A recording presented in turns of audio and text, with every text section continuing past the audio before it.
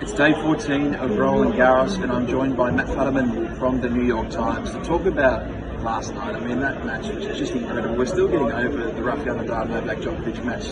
You were in there as well. Give our viewers a bit of an insight into what it was like. It was pretty intense. It was just such a high level of play. I'm not sure I've seen that high level of play sustained for that long.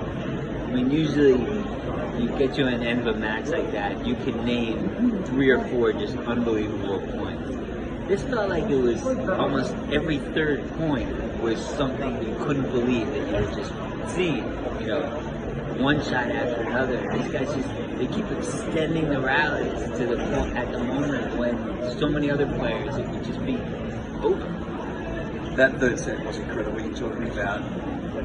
Through that third set, I started thinking, they're going to have to start clearing people out of here because they've got the 11 p.m. curfew. That set just kept going and going. It finished at 10:40, and then over the loudspeaker, the chair umpire announced that the government had provided an exemption. What was that like in that moment? I was struggling to remember my high school French.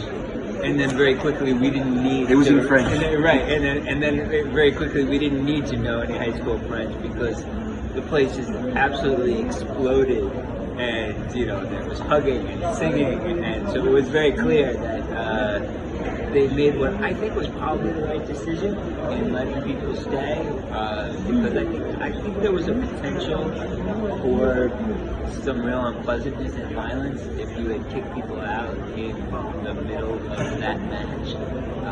So I'm not actually sure if that was what drove it or if it was just sort of generosity of spirit. But my inclination is to think, this could be a real problem. There would have been a riot if they asked people to leave, given the quality of that match. Now, the women's final is going to get underway pretty shortly. Let's talk about this matchup. Anastasia Pavlyuchenkova up against Barbora Krejcikova. It's a matchup that no one expected a fortnight ago. We've got 2 players outside the top 30. What are we expecting today? Yeah, if Leicester was a 5,001 shot a few years ago to win the Premier League, I'm not sure what sort of odds you would have gotten had you tapped these two to make it to the final. I think it's going to be an interesting contrast. Krejcikova is an incredibly creative player. She's really the oddball of the women's game right now.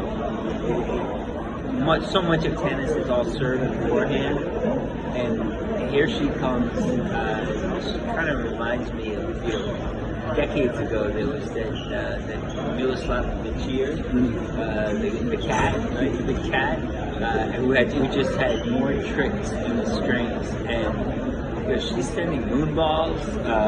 She's doing all kinds of crazy stuff that you just don't see in women's tennis. So there's that entertainment value. And because Pavlyuchenkova has a reasonably traditional game, and neither of them has been anywhere close to a Grand Slam singles final before. So it's a question of who can really handle them. It's incredible. By the end of the day, we'll have a brand new Grand Slam winner. Can't wait to watch it. Thanks for being a chat. Thanks for being with me.